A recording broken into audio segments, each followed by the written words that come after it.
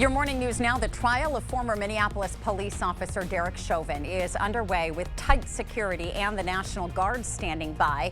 He faces murder and manslaughter charges in the death of George Floyd. Yesterday, both sides presented their opening arguments and the first witnesses took the stand, including a 911 dispatcher who called a police sergeant while watching the arrest on a surveillance camera.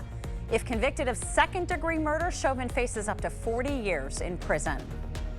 I'm going to reflect on the recurring feeling I have of impending doom. The head of the CDC is pleading for Americans to not let their guards down as coronavirus cases climb in at least half the country. Hospitalizations are also on the rise. The fear is that the U.S. is headed toward what we've seen in Europe, where cases are spiking and some hospitals are once again overwhelmed. More than 1 million people are now fully vaccinated against COVID-19 in Wisconsin. That's a notable benchmark to hit, but it's also a matter of perspective. About 30% of the state has received at least one dose of a vaccine, but there's still a long way to go. And it all depends on one major factor: the capacity to vaccinate more people.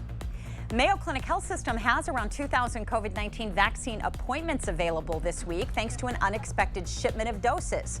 The supply includes 1,100 doses of the Pfizer vaccine and 1,000 doses of the Johnson & Johnson vaccine. You do not need to be a patient at Mayo to get the vaccine there, and appointments are available at La Crosse, Arcadia, Sparta, and Prairie du Chien clinics.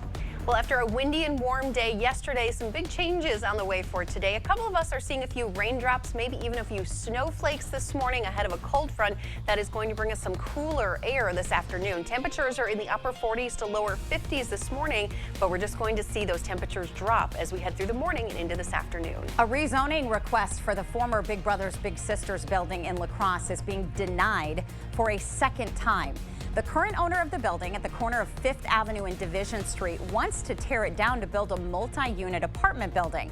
But Washburn neighborhood residents have a number of concerns, including the size of the proposed building and the possibility of a crime increase. However, some members of the La Crosse City Plan Commission say making the property available for future housing is much better than what could occupy a vacant building.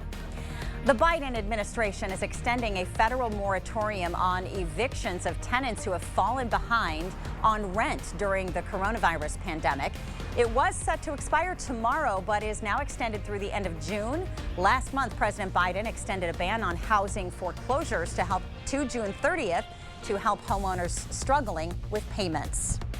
The West Salem School District is sharing some exciting news. For the first time since it began tracking data on its COVID-19 dashboard, the district has 0 positive cases in staff or students. Officials say they aren't taking these numbers for granted, and they are excited to finish off the school year stronger than ever. Enrollment is now open for the 2021-22 school year at the Coulee Region Virtual Academy. The academy is an online charter school for 4-year-old kindergarten through 12th grade students. The tuition-free academy is open to students in the public school districts of La Crosse, Bangor, West Salem, Onalaska, and Holmen. The search for the next La Crescent-Hoka Public School Superintendent continues. 2 finalists return for a second round of interviews this evening. Current Superintendent Kevin Cardill is retiring in June. And 3 finalists are in the running to be Bangor's next superintendent. The district's new announcement shrinks the field from 5. Interviews for the current finalists will be held April 7th. We're still working on needing funds so we can honor and remember these great veterans. The first phase of a Vietnam War memorial in Veterans Freedom Park is underway. Designed by a Holmen High School graduate, the memorial includes a wall inscribed with the names of the 1,239 Wisconsinites killed in Vietnam, including 28 from La Crosse. The project is being funded through donations, and we have details on how to support the project on our website, news8000.com. We have a slight chance of a few rain showers or snowflakes this morning. Temperatures will fall into the upper 30s to lower 40s by lunchtime.